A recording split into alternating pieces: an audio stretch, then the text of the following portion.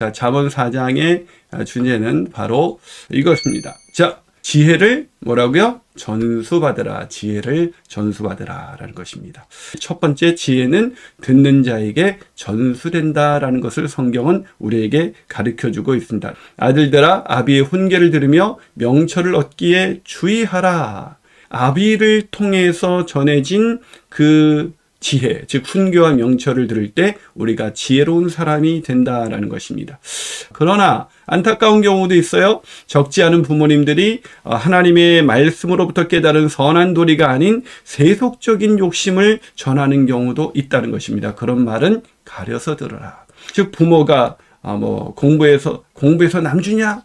그럴 때 우리 뭐라고 말해야 돼요? 엄마, 공부해서 남 줘야죠 라고 지혜롭게 대답할 줄 아는 저와 여러분이 되기를 바랍니다. 그래서 두 번째 내용이 무엇입니까? 지혜는 전수받은 자가 지혜를 전수할 수 있다라는 것입니다. 그런 솔로몬도 나도 유약한 아들이었다. 아무것도 알지 못했던 어리석은 사람이다. 그러나 아버지가 내게 가르쳤다. 그 아버지가 누구예요? 네, 바로 다윗이죠. 하나님의 마음에 합했던 사람, 하나님의 말씀을 가장 소중하게 생각했던 사람, 그 마음의 중심이 하나님께 향해 있었던 그 아버지로부터 인해서 솔로몬은 지혜를 전수받을 수가 있었던 것입니다. 세 번째는 뭐죠? 지혜의 전수를 강조하며 지혜를 전수받은 유익이 무엇인지를 4절 뒷부분부터 9절까지 이야기하고 있습니다. 그 유익이 뭡니까? 바로 보호를 받고 높임을 받고 영화롭게 된다라는 것입니다.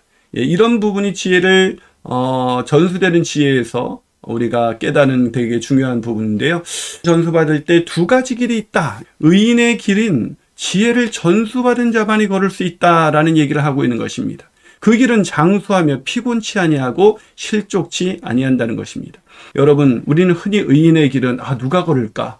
누가 그런 길을 걷지? 이런 생각을 하는데 그 의인의 길은 누가 걷는다고요? 지혜를 전수받은 사람만이 그 길을 걸어갈 수가 있습니다. 결국 부모가 지혜로운 길을 먼저 걸었느냐 아니냐에 있는 것입니다. 결국 아이들은 우리의 삶의 발자취를 따라오게 되는 것이니까요. 또 두 번째 길이 있습니다. 그것은 바로 예상하셨겠지만 악인의 길입니다. 14절부터 17절까지 있는데요. 사악한 자의 길에 들어가지 말며 악인의 길로 다니지 말지어다. 그의 길을 피하고 지나가지 말며 돌이켜 떠나갈지어다. 그들의 악을 행하지 못하면 자지 못하며 사람을 넘어뜨리지 못하면 잠이 오지 아니하며 불의의 떡을 먹으며 강포의 술을 마심이라. 지혜를 전수받는 게 얼마나 중요한가, 그 부분을 우리가 오늘 이해하고 있지 않습니까? 이 세 번째, 이렇게 하고 나서 솔로몬은 이 두 길의 차이를 비교해 줍니다. 의인의 길은 돋는 햇살 같아서 크게 빛나 한낮의 광명에 이르거니와 악인의 길은 어둠 같아서 그가 걸려 넘어져도 그것이 무엇인지 깨닫지 못하느니라. 지혜의 말을 전하는 부모의 말을 결코 가벼이 여겨서는 안 된다는 것이죠. 자, 이 부분을 통해서 우리가 깨닫게 되는 것이 무엇입니까? 지혜를 전수받았느냐 아니냐에 있다는 것입니다. 아멘이십니까? 예, 아멘입니다. 자, 전수받은 지혜를 따라 살며 마음을 지켜라 라는 것입니다. 지혜는 머리에 있는 것이 아니라 어디에 있다고요? 마음에 있습니다. 지혜롭게 산다는 것은 마음에 새겨진 선한 도리를 지키며 사는 것입니다. 24절에서 구부러진 말을 내 입에서 버리며 삐뚤어진 말을 내 입술에서 멀리하라 이렇게 되어 있습니다. 이게 무슨 얘기냐면 마음을 지키려면 구체적으로 지켜야 될 것이 무엇인지를 24절부터 25절, 26절까지 가르쳐주고 있는데요. 첫 번째가 무엇입니까? 입술입니다.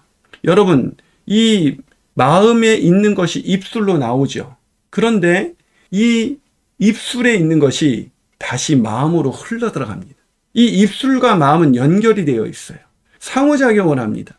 우리가 이 마음에 있는 마음을 지킬 때 입을 먼저 지키는 것이 되게 중요하다는 것입니다. 그래서 우리 입술에 삐뚤어진 말을 한다든지 부정적인 얘기를 한다든지 그러면 우리 마음을 지킬 수가 없고 그 마음이 부정적인 것 때문에 무너지고 삐뚤어진 말 때문에 무너지는 것입니다. 또 마음을 지킨다는 것은 오늘 솔로몬이 입술을 지키는 것이다 라고 얘기해 주고 있습니다. 똑바로 바라봐야 된다. 바른 곳을 응시하라. 우리 눈이 세상 헛된 곳에 눈이 휙휙휙 돌아가면 어떻게 됩니까? 우리의 마음을 지킬 수가 없습니다. 세상의 헛된 것에 우리 눈이 머물고 있으면 이 시간에도 우리의 눈이 어디를 머무르고 있습니까? 하나님의 말씀에 머물러 있기 때문에 우리가 마음에 있는 지혜를 간직하고 지킬 수가 있는 것입니다. 아멘이시죠? 그러나 마음에 있는 이 눈을 바로 응시하지 않고 세상의 헛된 것에 눈이 돌아가 버리면 마음을 지킬 수가 없다는 것이죠. 마음을 지킨다는 것은 뭐예요? 바로 우리의 입을 지키고, 우리의 눈을 지키고, 우리의 길을 똑바로 걷는 것입니다.